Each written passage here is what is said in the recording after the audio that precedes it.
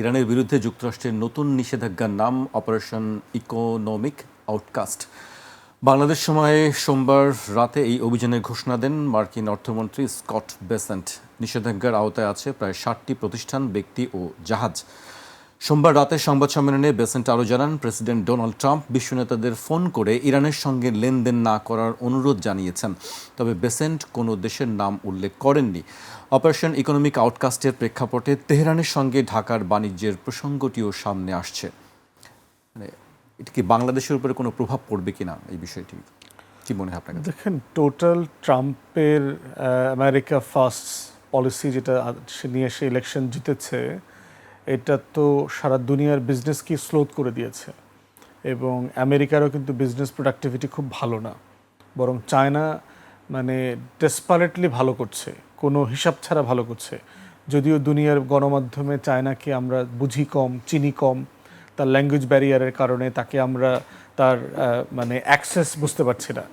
China কিন্তু parity wise কিন্তু এখন দেশের মানে দুনিয়ার টপ ইকোনমি, $44 ট্রিলিয়ন তার হলো জিডিপির সাইজ। আপনি যদি তথ্য প্রযুক্তি বলেন, এআই বলেন, মানে আপ টু ডেট টেকনোলজির পেটেন্টশিপ দেখেন, প্রত্যেকটা জায়গাতে সে আমেরিকা এবং পশ্চিমের থেকে অনেক বেশি আগায় আছে। জাতিসংঘে তার 1.6 মিলিয়নের মতো পেটেন্ট অ্যাপ্লিকেশন পেন্ডিং আছে, সেখানে সারা পুরো পশ্চিমের 5-6 লাখ আছে আর কি। টপ টেকনোলজি যদি ধরেন 76-78টার ভিতরে প্রায় 65-66টা হচ্ছে চায়নার। সো সেই জায়গাতে আমার কাছে মনে হচ্ছে না যে আমেরিকার মানে খুব বড় ধরনের নগদ নিয়ে এলো হার না মানা হার অফার। সর্বনিম্ন 10,000 টাকা রেমিটেন্স নগদে পাঠালে থাকছে স্বর্ণের হার জেতার সুযোগ। কোনো অস্ত্র এখন আর তার কাছে বাকি আছে যেটা সে ইরানের বিরুদ্ধে অথবা কারো বিরুদ্ধে ইউজ করতে পারবে। এটি তো শুরু করেছে সোমবার। এখন হচ্ছে যে নতুন একটি ইরানের উপর নিষেধাজ্ঞা স্যাংশন আছে 40 বছর ধরে, সেই 79 থেকে স্যাংশন চলছে। নতুন করে আপনি এই দেশটার উপর আর কি স্যাংশন দিবেন? কিছু দেবার নাই তো। ইরান এই স্যাংশনকে মাথায় রেখেই গত 45-46 বছর ধরে বিকল্প অর্থনীতি তৈরি করেছে। তার বিটকয়েন ইকোনমি, তার ব্ল্যাক মার্কেট ইকোনমি, যেভাবে বলেন আর কি, সে মানে বাইল্যাটারাল ট্রেড করবার জন্য যে এক্সচেঞ্জ প্রোগ্রামে সে চলে গেছে। সে অনেকগুলো দেশের সাথে মানে নিজস্ব মুদ্রায় সে লেনদেন করছে, রাশিয়ার সাথে, চায়নার সাথে, বিভিন্ন দেশের সাথে সেটা করছে এবং এটা আরও বাড়ছে, এটা কমবে না, এটা বাড়াবই আর কমবে না।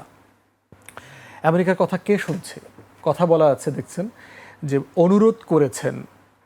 ট্রাম্প কখন অনুরোধ করে? ফোনে আপনি হচ্ছে স্যাংশন দিচ্ছেন, আবার স্যাংশনটা যেন বাকিরা মেনে চলে সেই জন্য আপনি অনুরোধ করছেন। আমেরিকা তো এরকম দেশ না।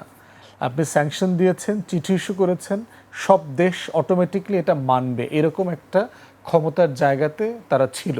এখন তারা নাই।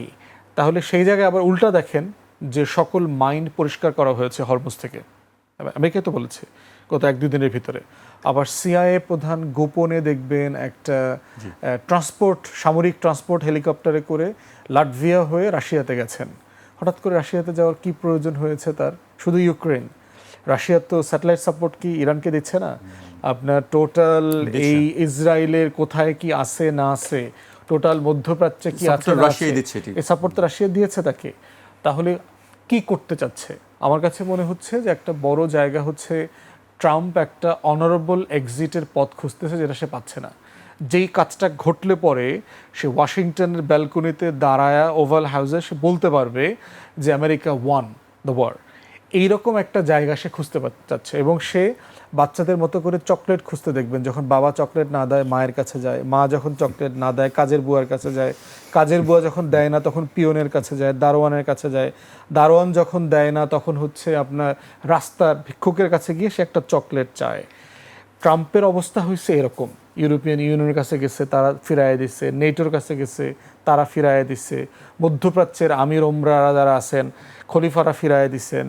এখন সে আর কোথাও খুঁজে পাইতেছে না। এখন সে রাশিয়াতে লোক পাঠাইছে, দেখো কিছু একটা করা যায় কিনা আর কি। তো এখানে শুধুমাত্র ইউক্রেন যুদ্ধের বিষয় আজ নাই, এখানে ইরানের বিষয়ে আলোচিত হচ্ছে। তো টোটাল দুনিয়ার ক্ষমতার ভরকেন্দ্র বদলে গেছে।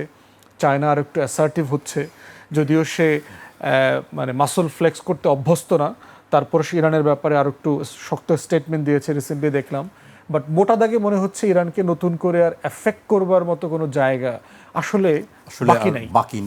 বাকি নেই, আমাদেরও সময় খুব বেশি বাকি নেই শেষ করতে।